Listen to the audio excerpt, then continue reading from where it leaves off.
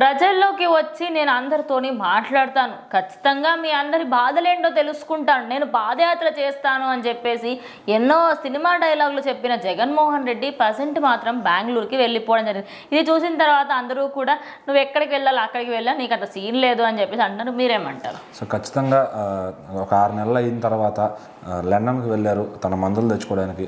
So అక్కడితో ఆగకుండా మళ్ళీ జనంలోకి వచ్చి మందులు వేసుకున్న తర్వాత కొంచెం హై పవర్ వచ్చినట్టుంది. ఒక మీటింగ్ అయితే పెట్టి ఇక జనాల్లోకి వెళ్తా, చించేస్తా, ఆ పార్టీలను ప్రశ్నిస్తా, అసెంబ్లీలోకి వెళ్ళి దున్నేస్తా, ఇక జగన్ 2.0 చూస్తారు అని అన్నన్ని డైలాగులు వేసింది జగన్ రెడ్డి గారు. మళ్ళీ ఒక 2 రోజులు తిరగకుండానే బెంగళూరుకి అయితే వెళ్ళిపోయారన్నమాట. ఎందుకంటే ఆయన పాపం ఎక్కడ కూడా ఏపీ తెలంగాణలో ఉండలేడు. ఎందుకంటే ఉంటే జనం రకరకాల క్వశ్చన్లు మీడియా ఇబ్బంది పెడతారు కాబట్టి ప్రశాంతంగా బెంగళూరు వెళ్ళి ఆయన ఫామ్ హౌస్లో రెస్ట్ తీసుకుంటారనమాట. అది మరి అంత కాస్ట్లీగా కట్టుకున్నారు. అది పాపం వైజాగ్లో ఉంటాం కదా అని ఒకటి కట్టుకుంటే ఆ ప్యాలెస్ని కూడా కూటమి ప్రభుత్వం వచ్చి లాగేసుకున్నారు ఆయన దగ్గర నుంచి.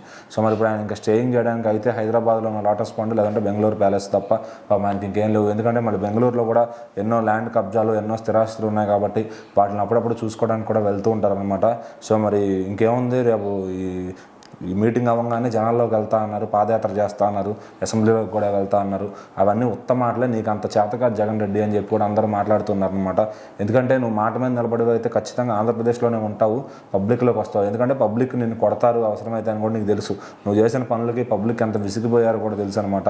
సో ఈరోజు నువ్వు ఖచ్చితంగా బెంగళూరు పారిపోవడం బెస్ట్. ఎందుకంటే నిన్ను ఇంకొక 3-4 ఏళ్ల వరకు జనం నీ మీద పగ అయితే తగ్గదు.